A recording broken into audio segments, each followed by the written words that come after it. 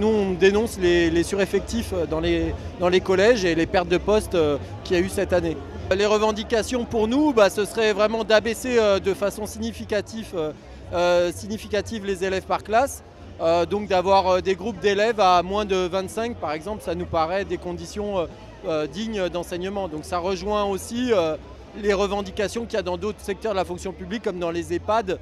Pour suivre les personnes, il faut du personnel qualifié et sous statut. Notamment ce qu'on voit dans l'éducation nationale, mais je pense qu'on voit un peu partout, c'est l'alourdissement des tâches et un salaire qui reste bas.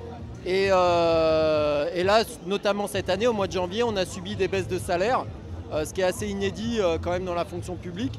Et voilà, nous ce qu'on réclame, c'est des moyens pour enseigner, et puis aussi une revalorisation salariale pour attirer de des personnes vers le métier. Parce qu'en ce moment, il y a une désaffection de l'éducation nationale. On veut nous faire passer sur 3 hôpitaux différents. Donc ça va être ingérable. On veut fermer des hôpitaux partout, fermer des services, nous faire travailler dans des services qui ne sont pas notre spécialité. Donc ça met en danger les patients, ça met en danger les soignants.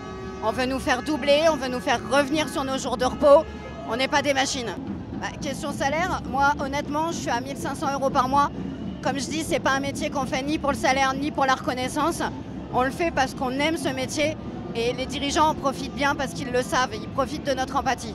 Le gouvernement, dans la continuité de la RGPP et de la MAP, on met en place un comité d'action publique 2022 où ils veulent liquider la fonction publique, une partie des missions de la fonction publique et conserver des missions soi-disant régaliennes comme l'intérieur, la justice, la défense et préserver un petit peu l'éducation nationale. Et externaliser la santé, la culture, les transports, les finances et bien d'autres ministères. S'ils s'attaquent à nos missions, ils veulent s'attaquer aussi à nos statuts. Et nos statuts, c'est le garant de la neutralité face à l'usager justement. Concernant justement ce CAP 22, c'est ni plus ni moins un plan social de la fonction publique en général, qu'elle soit territoriale, hospitalière ou d'État. Macron, dans son discours, ce n'est pas uniquement la SNCF ou les services publics qu'il veut viser, c'est la réforme des retraites. La CCRF est impactée comme les autres par les suppressions d'effectifs. Donc moins 45 chez nous sur un effectif de 2800, c'est énorme. Ce qui fait qu'on a des services qui ne fonctionnent plus en verticalité et qui n'arrivent plus à retrouver l'efficacité qu'ils avaient avant.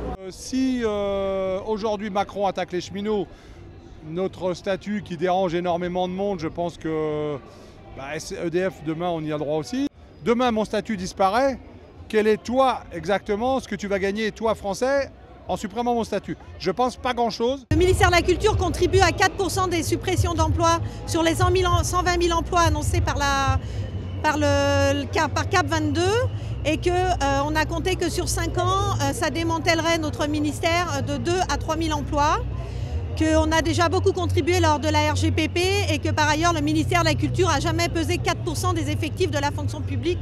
Donc notre contribution est quand même exponentielle au regard de nos effectifs, déjà bien saignés à blanc par la RGPP. Alors nos revendications, c'est l'arrêt d'Action publique 2022, bien sûr.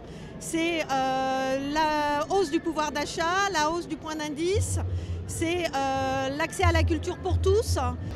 Répétez un mensonge, n'en faites pas une vérité.